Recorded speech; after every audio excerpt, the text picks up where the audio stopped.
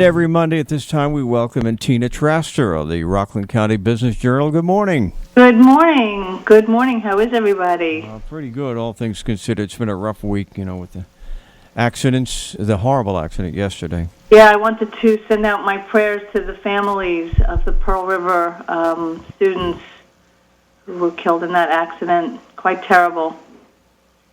Quite terrible. Well, what is in the pages of your online publication? Okay, well, we had a busy week last week. Well, one story that we put out last week is there's the Jehovah Witnesses have a plan in front of Ramapo to they purchased 242 acres out there several years ago.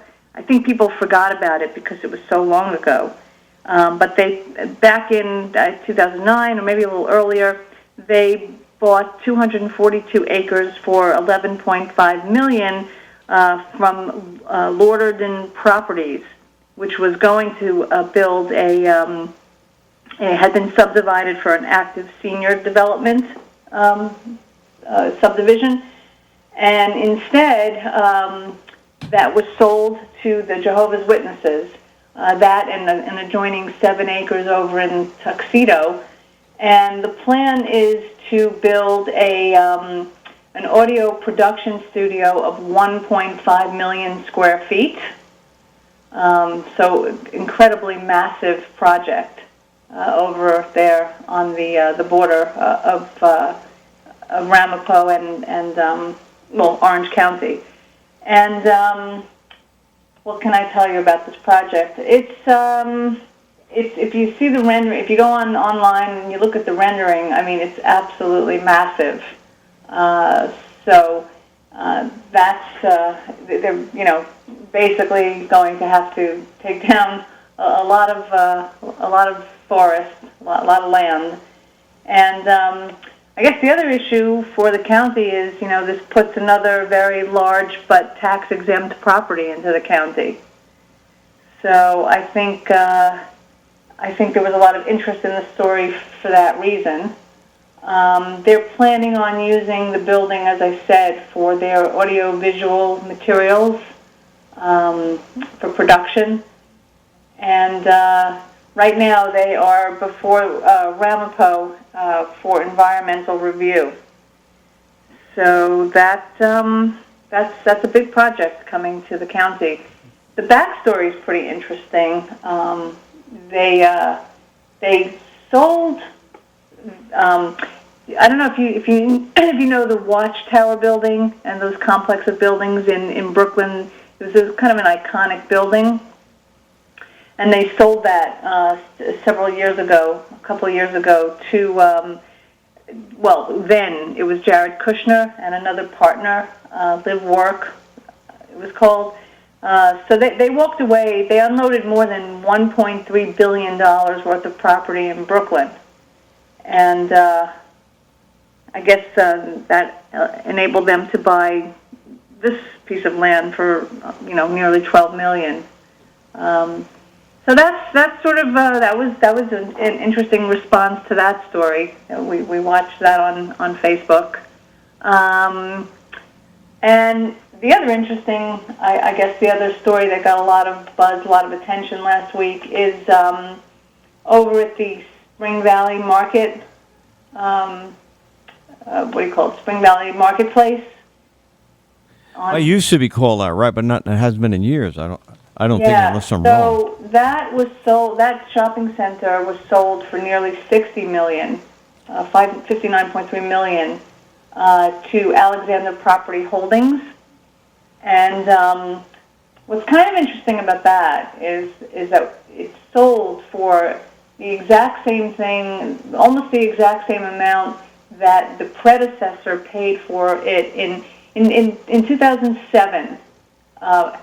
The current property owner, Millbrook, paid just about the same amount to buy that shopping center. And now here we are all these years later, and the Alexander Property Holdings Company has bought the shopping center for essentially the same price. What we reported is that what's slated to come to that center is an enormous 100,000 square foot kosher food store, superstore called Bingo Wholesale. And there's going to be some mix-up of the tenant mix over at that complex. So it's kind of interesting. I mean, I don't know, how that supermarket will impact. Well, now Fairway is gone, so that's that. And Aldi, I don't know how, if those are two completely separate markets. And then even, Matter of Health, which is a little bit down the road. Yeah, we have an Aldi in Stony Point, and with all due respect to them, that's going to not going to interfere with any high-end market, believe me. Right. I don't know that this is high-end. This is Bingo Wholesale is a superstore. So it looks like, it looks like Home Depot. It looks like a Home Depot of food. So I don't know that I would call it, upscale in the way that a Trader Joe's or Whole Foods is upscale. What is in that marketplace? There's a big. I remember what it is, but is it Home Depot or is it Target? Target. That's right. Is it still? That's still there? That's still there. That's still there. Bed Bath and Beyond is still there. That chain is having some trouble. That's also where the Christmas tree shop is, right? Yeah, that's there. And GameStop is another large big box retailer that's having trouble. So I'm not quite sure, how it's all going to shake out. But the entire complex is, I want to say it's about 200 and... no, actually, there's some discrepancy about that. But 100,000 square feet, that'll be a good portion of the shopping center when it's all said and done. So, just constantly changing on the retail scene here in the county. A lot of shifts. Not small things, but big things. And we keep track of that. And you do it well. And if anybody would like to access your publication, just go online to rcbiz, journal.com. You got it. How'd I do? All right. Speak to you next week. Okay, take care. Bye. This is the first time. What has she been with us? 6 months? Something like that? First time I got her right.